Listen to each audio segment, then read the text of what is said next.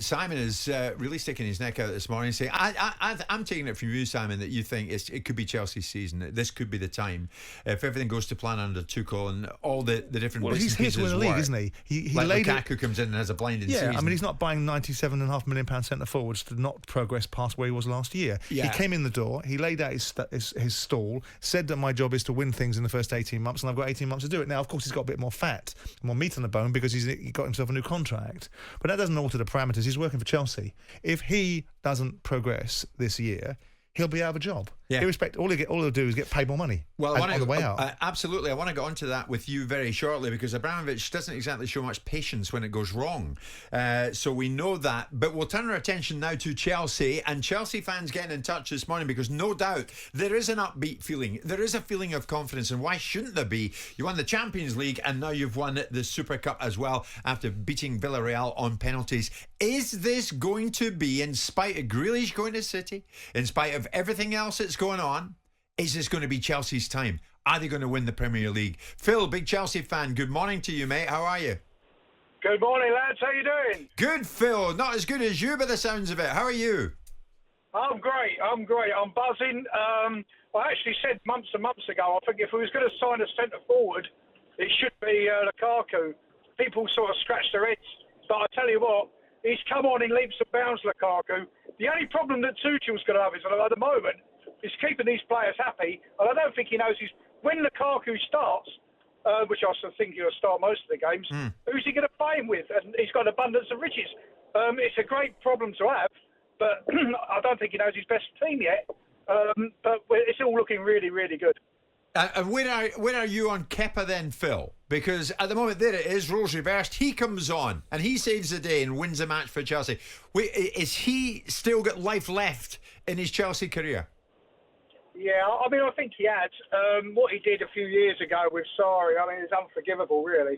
But he's redeemed himself last night. A little bit of luck, I've given him that. But he's not a bad keeper to have as a number two. I mean, it's a great... And then I think they've just signed a guy from Fulham as well, a goalkeeper, which ain't... Marcus Bettinelli. Well. Okay. Yeah, so he's not too bad either. But I think Kepa's still got... I mean, look at the price on his head, I know. But, I mean, if they're going to... I think he's a good backup keeper. I don't think the signings are finished yet. I still think Chelsea are in the market for a few players. Okay. So, but I think we can do it this year. I really do. Why not? Phil, good man. We like you. What about Rory, big Chelsea fan? Rory, good morning. Good morning. I've always been in the Kepa camp. I've always been. I just think that he came as a very young goalkeeper. I think it was 21 or 22. Yeah. 71 million price tag on his head, and he just didn't cope. He just didn't cope. He couldn't cope with the pressure of that. I mean, look at him last night. He looked a physically bigger keeper.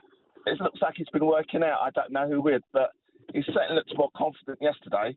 I certainly feel that as a team, Chelsea with Lukaku win. I mean, not being funny, everybody said the same thing, whether they support Chelsea, hate Chelsea, dislike Chelsea, whatever. They've all said the same thing. Chelsea get centre forward. Chelsea become not a challenger, they become a contender. Right. I think that's what happened now. Rory, you sound as if you're working for some aquatic company. I think you're speaking to us wearing flippers. I'm not entirely sure. Do you agree with Darren, Rory, who says, look, at the moment, Tuchel can do no wrong. He's brought out the best in Havertz. Who's to say that we can't go all the way and win this thing with Kepa? I mean, Darren, very upbeat this morning. If I'm honest, I think the squad's always been there. I just think Frank didn't really apply the squad properly, and that was the problem. He didn't really put the team together. If you look at the Champions League team, half that team, if Frank had been there, wouldn't have been playing. They just wouldn't have played for Chelsea. So, I know there's all the fans saying, "Oh, Frank got a hard deal" or whatever. But at the end of the day, when it came down to the crunch, he didn't pick the right team. He kept dropping players that didn't need to be dropped. He kept players that shouldn't be playing. And he didn't give the team confidence when they needed it. I mean, we were abysmal against Leicester. I'll always go back to the Leicester game as the key for me because we're losing 2-0.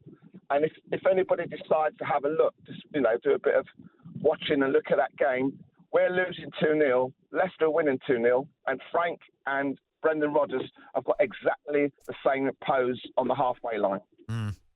Well, different times now, though. Different times now. Rory, listen, thanks for that. Yeah, it's a strange analogy because it's the same Leicester that beat them in the cup final and they didn't have an answer there. So whether Tuchel and Frank Lampard and Brendan Rodgers had the same pose on the touchline. I mean, this individual, ignore managers' poses on touchlines. All of the parts, with the greatest respect to Thomas Tuchel, were assembled by Frank Lampard. Yeah. All of the different individuals, all the choices that were made, and Kepa was a mile off. It's not just because he had a price tag on his head, and it's not just because he was of a certain age, it's because he was a mile off. They were forced to go and buy another goalkeeper, to put him on the bench for a £75 million goalkeeper that was miles off, and he wasn't like David De Gea that was flapping at crosses. He was miles off, and the Chelsea fans were screaming for people to get him out of the side. So you look at it and say, what Frank did was, it's student and teacher, right? There's no doubt that Frank was a student in terms of learning his trade, but he had the wherewithal. Reece Williams, other people, put them in the mix. All of these players, signed these players like Kai Havertz and whoever else he signed, that put them in the mix. He just didn't deploy them. But it's often easier when you're objective and you stand from the outside, you look at it and you watch other people's mistakes and you watch how they're assembled a team and you go, right, I can do this, I can do that, because you have the ability to be outside in. Sure. Now we'll see if Tuchel can continue it. I'm going to ask you what might happen, Simon, if Tuchel hits something of a rough patch. Before we do that, George, you've been waiting, big Chelsea fan. George, good morning. Morning, guys. Great show as always. Thanks, George. Just going on Kepa, I've always called it Kepa Corner because I'm a big fan of Kepa. Okay, yes, he came with a price tag on his head, but if you look at when he came on last night, the first thing I noticed was the size of him. Okay, that boy has been in that gym. He's been like throwing weights around. He's put some size on. I think he's grown strong in himself mentally. The confidence was there last night. And I strongly believe in him. And I think if they give him a chance, you'll see why he cost £70 million. There wasn't just as he's growing up and everything, becoming a footballer, there's something there. And he's a good player. He was in their faces. He rattled them. And I believe in him. I believe in Kepa. And Tuchel, did you see how he was still coaching them? Yes. When they were taking penalties? That is a great manager. He's got those boys together. Like I said before, Frank had boys. Tuchel's turned him into men. Okay, George, listen, great call. We like you. Simon, before we hit the break, I just want to ask you this. So Mendy's out now, is he then? I know it's going to be an uphill task for Mendy. How much currency has Tuchel got in the bank if he goes through a rough patch? Because we know what Roman's about. With whom? With the players in the dressing room or with the owner? I think he's got the currency of most Chelsea managers, which is about 18 months. He's won the Champions League, which is fantastic, right? The other guy that won the Champions League was, sort of fell into it, Di Matteo, and they had to kind of give him a contract for the following year, knowing that he probably didn't have the chops and dispensed of him relatively quickly afterwards. This guy's a different animal, but if Chelsea were to have a season where they finish in the Champions League, they don't win any silverware next year, I wouldn't be surprised if Tuchel... I don't think that's going to happen, by the way, but I wouldn't be surprised if Tuchel was just another casualty of an owner that has the ability and the finances to do precisely what he wants. And by the way, don't believe I don't tar Chelsea by the same brush with Man City, because it's easy for me to take a swipe at Man City. Chelsea are as deplorable in their financial transactions at times as Man City are. They're the way they go about it. Yeah, they're buying everything. It wasn't so long ago they've been sanctioned for their youth policy of stockpiling young players and doing precisely what they want. So there's not something about Chelsea that I always admire.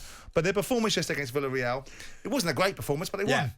Whatever can you mean, though, Simon? Whatever can you mean? £100 million Lukaku on the way to Stamford Bridge. They've certainly laid down a marker, that is for sure. Jim White and Simon Jordan.